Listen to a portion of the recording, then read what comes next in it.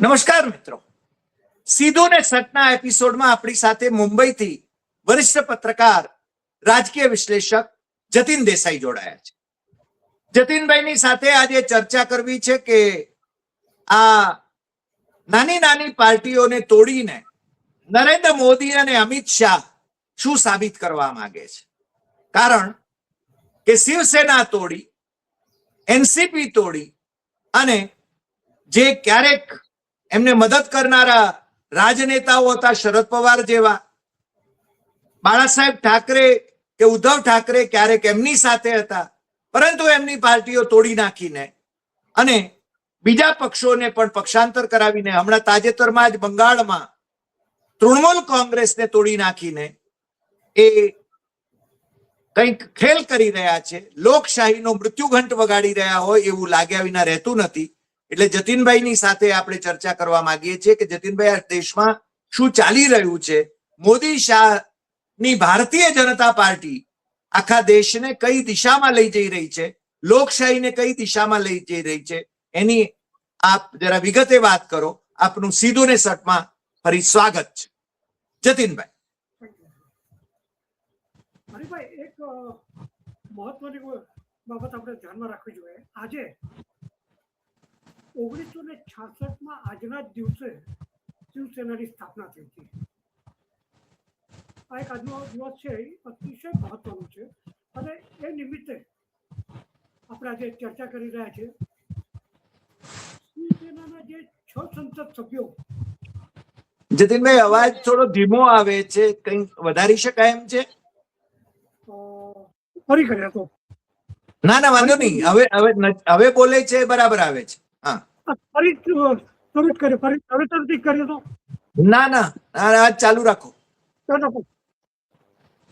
હરિભાઈ, એક આપણે ધ્યાનમાં રાખવું જોઈએ કે આજનો દિવસ શિવસેના માટે અને મહારાષ્ટ્રના મરાઠી માણસો માટે અતિશય મહત્વનો છે.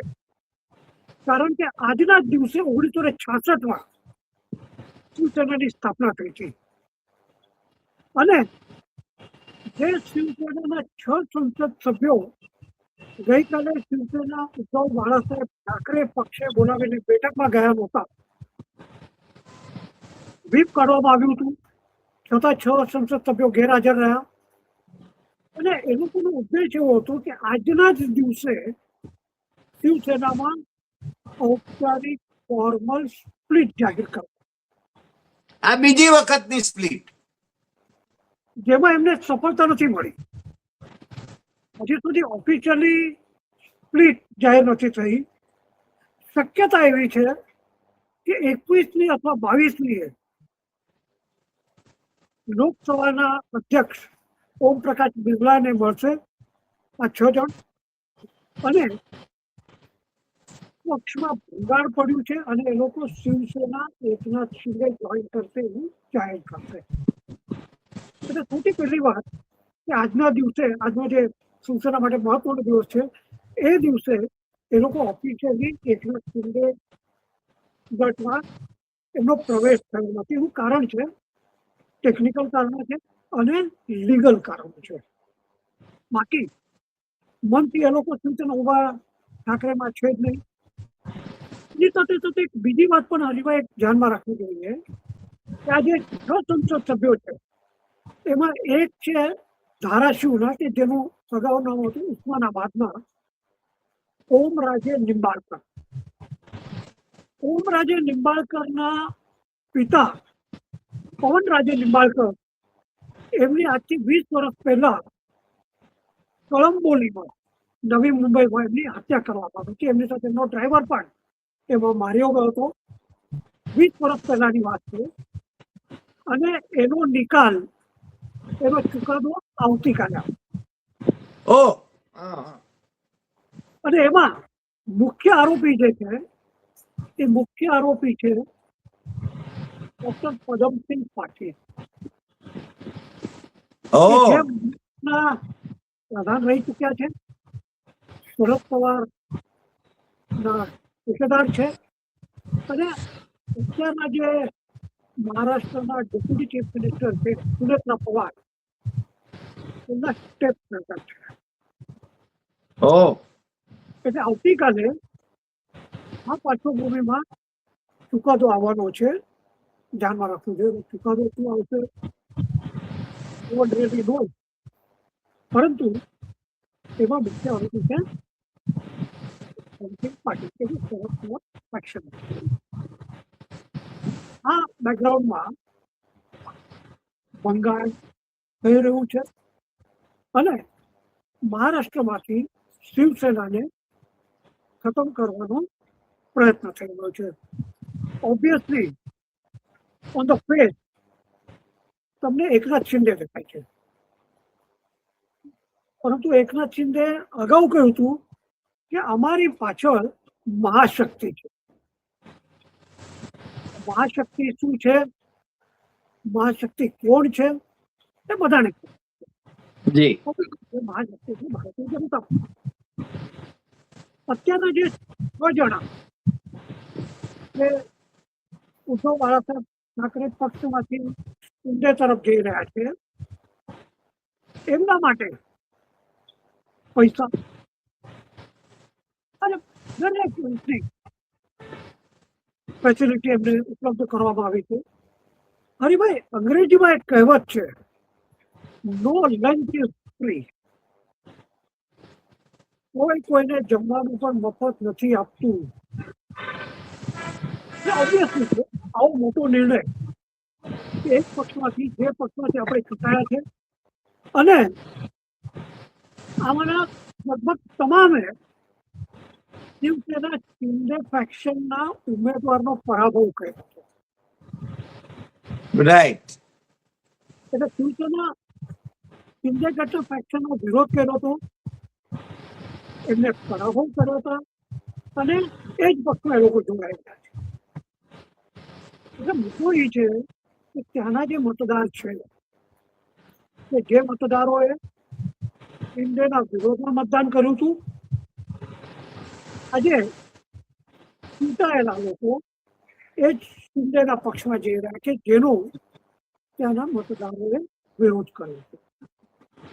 મુદ્દો એ છે આ રીતનું જે ભંગાણ ચાલી રહ્યું છે આપણા દેશમાં, એકદમ શોકિંગ અને એકદમ શરમજનક વાત છે. શરમજનક વાત છે. ઇતિહાસમાં આપેલા ભંગાણ થતા નહોતા એવું નહોતું, પરંતુ અત્યારના જે રીતે થઈ રહ્યું છે અને એની પાછળ પૈસા, ધમકી અને સત્તામાં ભાગીદારીનું જે કંઈક પ્રલોભન આપવામાં આવી રહ્યું છે, તમામ માણસોને, તમામ ભારતીયોને વિચાર કરવો જોઈએ કે આપણે કઈ દિશામાં જઈ રહ્યા છીએ. કાલે એક જણા એક પોસ્ટર લઈને દેખાવ કર્યા હતા. તો પોસ્ટરમાં એને લખ્યું હતું, જ્યારે પેપર ફૂટે છે ત્યારે ફરી પરીક્ષા લેવા, રાઈટ. પરંતુ જ્યારે વિધાનસભ્યો કેવા સંસદ સભ્યો ફૂટે તેનું શું? રાઈટ, સાચી વાત. એની પણ પ્રોવિઝન હતી. જયપ્રકાશ નારાયણે એક વાત કહી હતી કે રાઈટ ટુ રિકોલની વાત કરી. આવી પરિસ્થિતિ થાય તો જનતાને, મતદારોને, જે ચૂંટાયેલા લોકપ્રતિનિધિએ પક્ષાંતર કરવું, જેને પાછું બોલાવવાનો મતદારોને અધિકાર હોવો જોઈએ, જે આપણા દેશમાં નથી. એટલે આ બેકગ્રાઉન્ડ છે. આજે આ જે 6 જણ છે એના વિરોધમાં એમના જે કઈ મત વિસ્તાર છે એ મત વિસ્તારમાં મોટા પ્રમાણમાં દેખાવ થયો. ગઈકાલથી વાત થઈ. પરિસ્થિતિ એવી છે કે આ 6 જણને વાય પ્લસ સિક્યુરિટી આપવામાં આવી છે. એમના ઘર પર પોલીસ સંરક્ષણ આપવામાં આવ્યું કે જે પોતાને સુરક્ષિત પોતાના મત વિસ્તારમાં મહેસૂસ નથી કરી રહ્યા, વાય પ્લસ સિક્યુરિટીનો ખર્ચ કરવો છે. મારા પૈસાથી એનો ખર્ચ કર્યો છે. અને આ 6 જણ દિલ્હી જે રીતના ગયા, ચાર્ટર ચાર્ટર્ડ વિમાનો સિવાય કોઈ વાત જ નથી.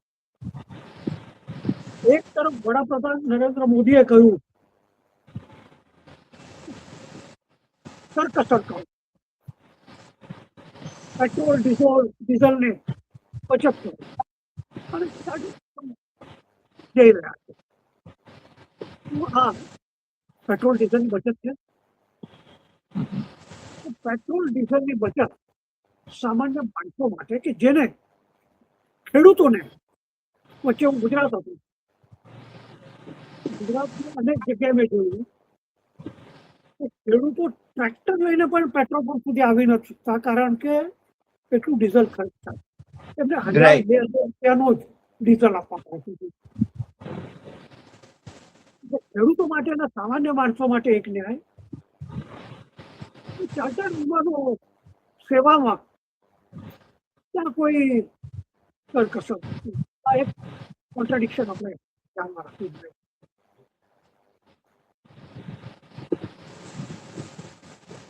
આખું જે ચાલી રહ્યું છે તે કોંગ્રેસ મુક્ત સ્થાનિક જે કઈ પક્ષ છે, પ્રાદેશિક પક્ષ, રિજનલ પાર્ટી, એક આપણે માન્ય કરવું છે કે રિજનલ પાર્ટીનું એક ઐતિહાસિક મહત્વ છે. રિજનલ પાર્ટી સ્થાનિક જે લોકો છે, મહારાષ્ટ્રનો વિચાર કરીએ શિવસેનામાં મરાઠી માણસોનો અવાજ, મરાઠી માણસોને એવું લાગે છે, આજે પણ લાગે છે, 3 શિવસેના છે આમ જોવા જઈએ તો, ઉદ્ધવ બાળાસાહેબ ઠાકરે, એકનાથ શિંદે અને રાજ ઠાકરે. પણ રાજ ઠાકરેનું એક પ્રશંસા કરવી જોઈએ કે જ્યારે રાજ ઠાકરે શિવસેનામાંથી બહાર પડવાનો નિર્ણય લીધો ત્યારે એમણે પક્ષનો ભંગાણ નહીં કર્યો. એમણે પોતાનો નવો પક્ષ સ્થાપન કર્યો. રાઈટ. આ ફરક છે. 2022માં એકનાથ શિંદે સૌથી પહેલા સુરત, ત્યાંથી ગુવાહાટી જેને પક્ષમાં ભંગાણ પાડ્યું અને ચીફ મિનિસ્ટર થયા.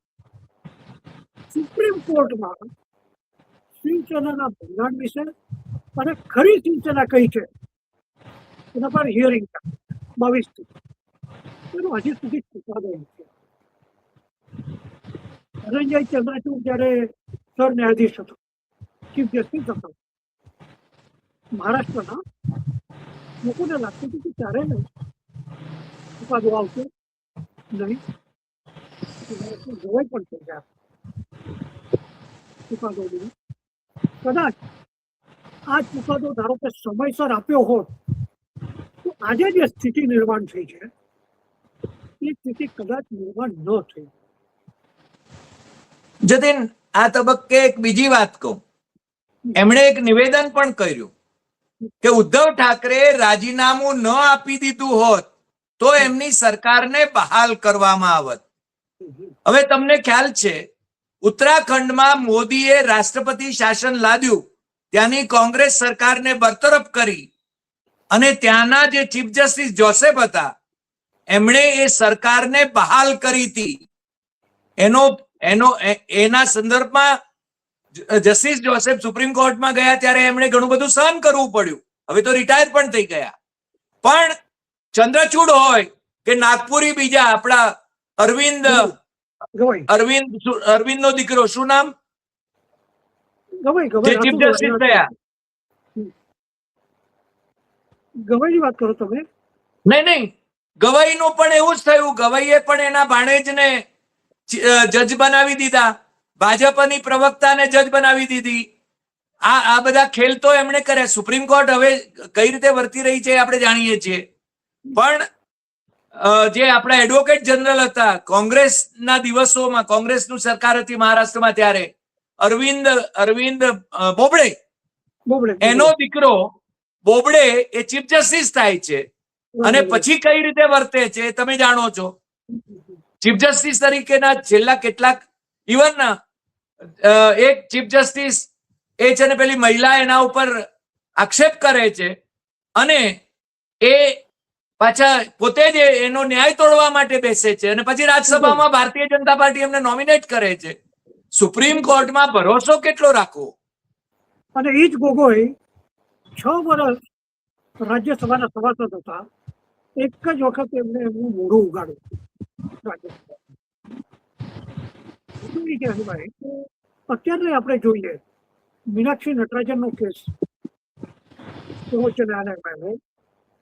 મીનાક્ષી નટરાજનના કેસમાં મીનાક્ષી નટરાજનને કોઈ જ ભૂલ નથી. જ્યારે સુપ્રીમ કોર્ટમાં ગયા ત્યારે સુપ્રીમ કોર્ટે કહ્યું કે ઇલેક્શન પિટિશન, તમને ખબર છે હરિભાઈ, ઇલેક્શન પિટિશન કરો તો એમાં 3-4 વર્ષ લાગે છે. મુદ્દો એ છે કે જ્યાં ક્યાં ખોટું થઈ રહ્યું હોય ત્યાં સુપ્રીમ કોર્ટે હસ્તક્ષેપ કરવો જોઈએ, ઇન્ટરવીન કરવો જોઈએ, કે જે હમણાં મીનાક્ષી નટરાજનના કેસમાં થયું. અને ત્યાર પછી તેલંગાણામાંથી કહેવામાં આવ્યું, કોર્ટે જ કહ્યું કે મીનાક્ષી નટરાજનના વિરોધમાં કોઈ કેસ જ નથી. રાઈટ. એટલે આખું અત્યારના એટલે મુદ્દો એ છે કે વિશ્વાસ કોના પર કરવો. ચૂંટણી પંચ જે છે, ચૂંટણી પંચ આપણે જાણીએ છીએ કે કઈ રીતનું ચૂંટણી પંચનું બિહેવિયર છે. સર્વોચ્ચ અદાલત, સુપ્રીમ કોર્ટ, એના તરફથી લોકોની અપેક્ષા હતી, એ પણ અપેક્ષા થતી નથી, પૂરી થતી નથી. આ અત્યારના સિનારીઓ છે. એટલા માટે શિવસેનાનો ચુકાદો ધારો કે પહેલા આવી ગયો હોત તો આજે સ્થિતિ નિર્માણ થયેલી હોત. કદાચ આપમાં જે કંઈ ભંગાણ થયું અને આપના રાઘવ ચડ્ઢા, હરભજન સિંહથી લઈને 7 જણ જે અલગ થઈ ગયા પક્ષથી અને ભારતીય જનતા પક્ષમાં જોડાયા, કદાચ એ પણ ના થયું હોત. અને કદાચ તૃણમૂલ કોંગ્રેસમાં આપણે જે જોઈ રહ્યા છે 20 જણ તૂટી ગયા. મને એવું લાગે છે કે નાના પક્ષો જે છે, નાના પક્ષોને ખતમ કરવાનું રાજકારણ જે ચાલી રહ્યું છે આ દેશ માટે ઘાતક. અમેરિકા કે ઇંગ્લેન્ડની માફક માત્ર 2 જ પક્ષ હોય એ રીતની લોકશાહી મને લાગે છે કે ભારત માટે શક્ય નથી, ભારત માટે એડવાઇઝેબલ પણ નથી. કારણ કે મોટા જે પક્ષો છે કે દરેક રાજ્યની જે કંઈ સ્થાનિક જે કંઈ અસ્મિતા છે તે અસ્મિતાનું પ્રતિનિધિત્વ કરતા હોય છે એવું નથી. કારણ કે અનેક વખત એક રાજ્યની અસ્મિતા વિરુદ્ધ બીજા રાજ્યની અસ્મિતા એમાં પણ સંઘર્ષ થતો હોય છે. એટલે સ્થાનિક પક્ષો હોવા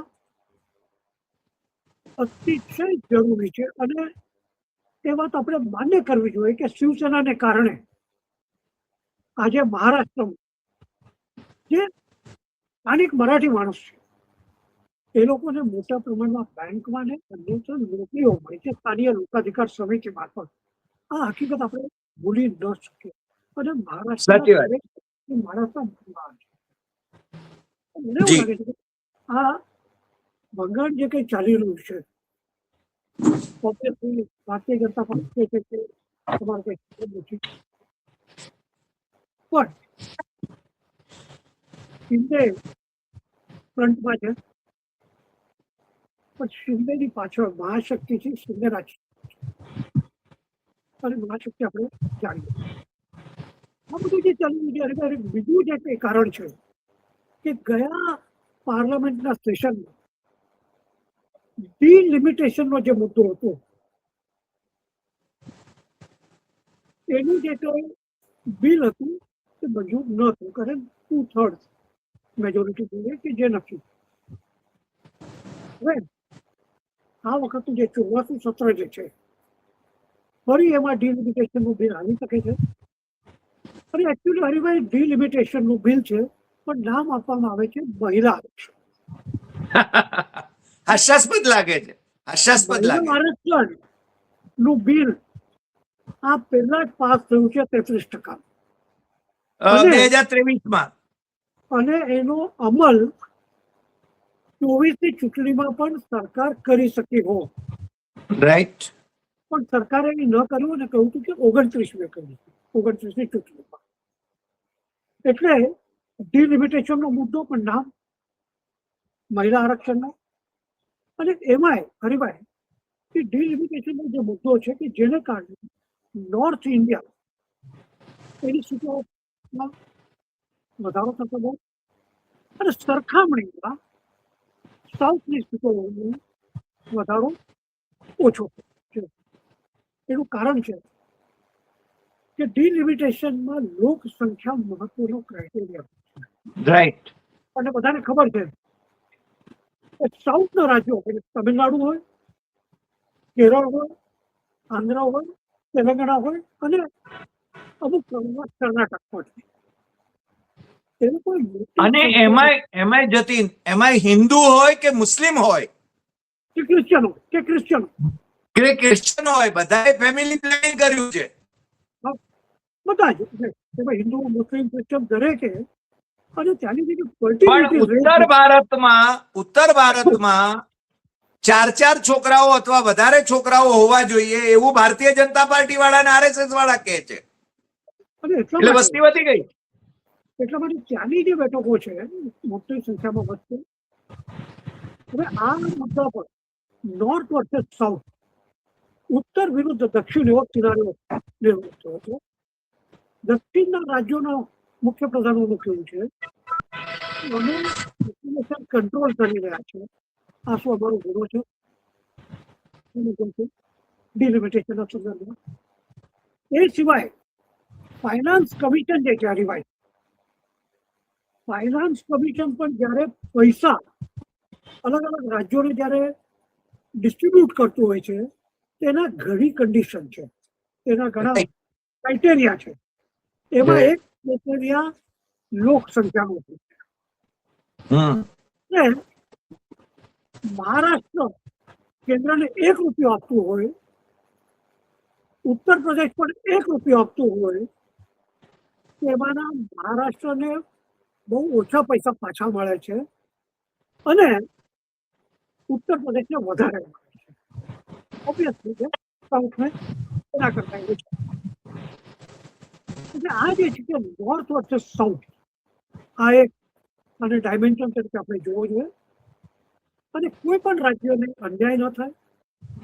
એક ફેડરલ સ્ટ્રક્ચર આપણે જે વાત કરી, ફેડરલ સ્ટ્રક્ચર દરેક રાજ્યોને સમાન અધિકાર હોવા જોઈએ અને રિસોર્સિસ જે કંઈ છે એ રિસોર્સિસનું ડિસ્ટ્રીબ્યુશન પણ એ રીતનું થવું જોઈએ. અને ઓબ્વિયસલી ડિલિમિટેશનનો જે ઉદ્દેશ છે કે આજે ભારતીય જનતા પક્ષનો વધુ પ્રભાવ છે એટલે એનો રાજકીય લાભ ભારતીય જનતા પક્ષને મળશે ડિલિમિટેશન સાથે છે. પરંતુ આ બધી ચીજ કરતી વખતે પક્ષનો વિચાર નહીં, દેશનો વિચાર. સાચી વાત છે. એટલે ભારતીય જનતા પક્ષ કહેવા માટે કહે છે કે દેશ પ્રથમ, પણ આ જોઈએ તો દેશ છેલ્લું એવું લાગે છે. એટલે મને લાગે છે કે 2/3 મેજોરિટી માટે એટલે આત્મા બંધારણથી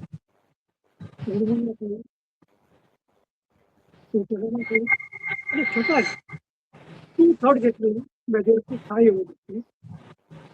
એટલે હવે કદાચ ટાર્ગેટ સમાજવાદી પાર્ટી હોઈ શકે છે. કયું? સોરી સમાજવાદી પાર્ટી હા, એને તોડવાની દિશામાં ચાલી રહ્યા છે.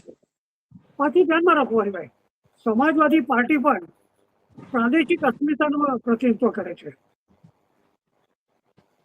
સમાજવાદી પાર્ટી દેશના અન્ય વિસ્તારોમાં પણ એમનું અસ્તિત્વ છે, પણ ઇટ્સ પ્રાઇમરીલી યુપી પાર્ટી. જી. અને ઉત્તર પ્રદેશમાં લોકોની તેમને અસ્મિતાનું જે પ્રતિનિધિત્વ કરે છે. એટલે મને એવું લાગે છે ભાઈ, આ બધામાં નેશન ફર્સ્ટ તેનો વિચાર કરવો જોઈએ.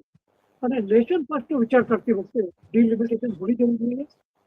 ફોર સમ યર્સ જ્યાં સુધી બધાને વિશ્વાસમાં ન લઈ શકાય ત્યાં સુધી ન થવું જોઈએ. અને પક્ષમાં ભંગાર લોકશાહીના વિરોધમાં છે, મતદારોનું અપમાન છે. હવે એક ચીજ આપણે કરવી જોઈએ તો જયપ્રકાશ નારાયણને કોઈ રાઇટ ટુ રિકોલ હોવું જોઈએ અથવા અને પણ એ રીતનું કાયદામાં પ્રોવિઝન કરવી જોઈએ કે એકાદ લોકપ્રતિનિધિ કોઈ લોકપ્રતિનિધિ પક્ષ છોડીને બીજા પક્ષમાં જાય છે તો એને જતા પહેલા સંસદ સભ્ય હોય તથા વિધાન સભ્ય હોય એનું ખોટું કદાચ સાધુ નથી. સાચી વાત છે. પણ એવું કઈ નથી, કારણ કે એવું કરવાથી કોઈને ફાયદો નથી. પણ માની લઈએ જતીન, માની લઈએ કે રાજીનામું આપે, અત્યારના સંજોગોની વાત કરીએ, રાજીનામું આપે, જે લોકો પક્ષાંતર કરવા માંગે છે એ લોકો રાજીનામું આપે તો એનો અર્થ એ થયો કે સંસદમાં એટલી સભ્ય સંખ્યા ઘટે અને 2/3 કરવામાં આ લોકોને ફાયદો થાય. એવું ન બની શકે? બની શકે ને, પણ કમ સે કમ લેટ વોટર્સ ડિસાઇડ. યસ, મતદારોને નક્કી કરવા દો. મતદારોને you should not take them for granted. True true. એટલે જતીન, અત્યારના સંજોગોમાં પરિસીમન વિધેયક, આમ તો મહિલા આરક્ષણ બિલને નામે એ જે મંજૂર કરાવવા માંગે છે, જે થપ્પડ એમને પડી છે ગઈ વખતે, એનો બદલો લેવા માટે આ પાર્ટીઓને તોડવાની એમની કવાયત છે, એવું જ આપણે માનવું? પ્રાઇમા ફેસી એવું દેખાય છે જીભાઈ, પ્રાઇમા ફેસી એવું દેખાય છે. એવું કોઈ બોલતું નથી, કોઈ એવું બોલશે નહીં, કારણ કે હિડન એજન્ડા હોય. True true. અને હિડન એજન્ડા તરીકે આ છે, અને આમાં કોઈ હિડન જેવું છે જ નહીં. Everyone talks about him, but yes, in form. આમને તો 400 કે પાર મળી ગઈ હોત તો બંધારણ જ બદલી નાખવું હતું ને, પણ 2024માં 240 સમેટાઈ ગયા. કઈ પણ થઈ શકે. અને જે માણસો ખરેખર તો આ દેશની જનતા નીતિશ કુમાર અને ચંદ્રબાબુ નાયડુને માફ નહીં કરે, કારણ કે એ લોકો જ જવાબદાર છે આવી આજની પરિસ્થિતિ નિર્માણ કરવા માટે. અને ચંદ્રબાબુ નાયડુ પાછા આંધ્રના છે, સાઉથના છે. Yes yes. ત્યાં એને વ્યવસ્થા કરી છે કે વધારે બાળકો પેદા કરો અને સરકારી લાભ મેળવો. આ એક નવું. એ આશ્ચર્ય છે, ઇન્સેન્ટિવ. યસ. જાણે કે મહિલાઓ મશીન છે, જાણે કે મહિલાઓ મશીન છે. આપણે હરિભાઈ, એક સમય એવો હતો કે ચીનની લોક સંખ્યા સૌથી વધારે હતી, હવે આપણે ચીનની આગળ ગયા છે. અને ચીને 1 ચાઇલ્ડ પોલિસી અપનાવી, એના પછી એને લાગ્યું કે વૃદ્ધોની સંખ્યા વધી જાય છે, એટલે 2 ચાઇલ્ડ પોલિસી એને અપનાવી. તમને ખ્યાલ હશે. અને એ ઇન્સેન્ટિવ આપવા માંડ્યા. એટલે દેશની સમસ્યાઓનો કઈ રીતે ઉકેલ લાવવો, એની બૌદ્ધિક વ્યવસ્થા, એની ચર્ચા, એનો સંવાદ, એ તો આ લોકો કરતા નથી. પણ જતીનભાઈ, આજ આપ અમારી સાથે જોડાયા અને આ બધી વાત આપણા દર્શકો સમક્ષ મૂકી, દર્શકો પણ વિચારે, મતદારો વિચારે કે શું ચાલી રહ્યું છે દેશમાં. આપે એમને જગાડવાની જે કોશિશ કરી એ બદલ આપનો ખૂબ ખૂબ આભાર. ફરી મળીશું નવા એપિસોડમાં નવા વિષય સાથે. નમસ્કાર. Thank you.